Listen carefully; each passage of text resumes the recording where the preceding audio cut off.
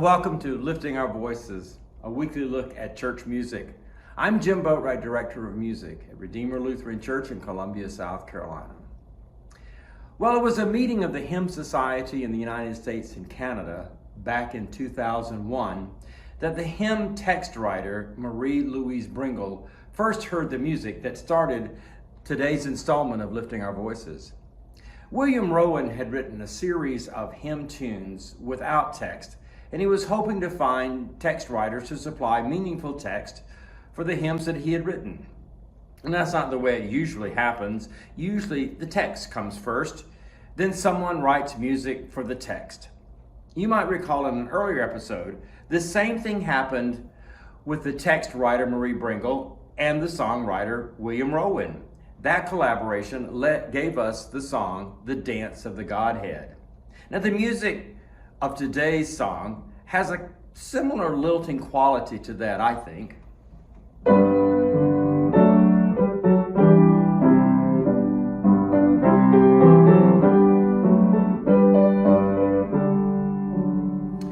But what struck Bringle about this tune was a little motive that was found in the refrain part of the song. It's a short little 4-note pattern in the alto part, and it goes like this. And that's it, a 4-note little motive that when Miss Bringle heard it, reminded her of a water fountain. Now, in the context of the phrase, it sounds like this.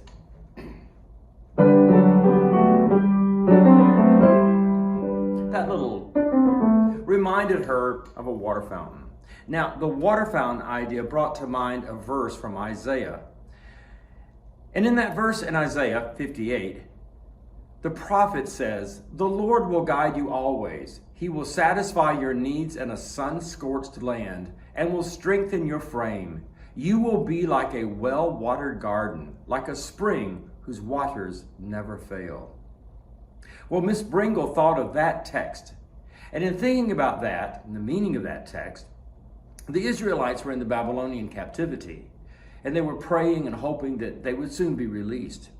And the prophet wrote this to encourage them, saying that while now things look bad, eventually God will bring us forth. God will water our garden and bring forth justice. And we'll be able to return to our homeland, and we'll be able to establish a kingdom that is full of justice and without oppression. So from that, Miss Bringle was brought to mind in a passage in Isaiah a little earlier. And that passage says, "You will go out with joy and be led forth in peace. The mountains and hills will burst forth into song before you, and all the trees of the field will clap their hands." And that's what became the chorus of this song.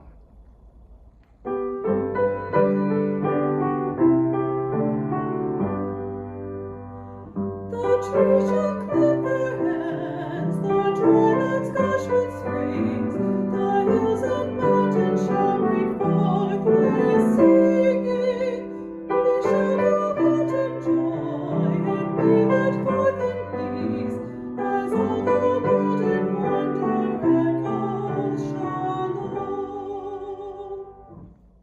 In the verses of this song, we sing that light dawns, love grows, and hope blossoms when we realize God's shalom. I hope that God's shalom, God's peace, is with you and with our world today. I'll see you next week on another installment of Lifting Our Voices.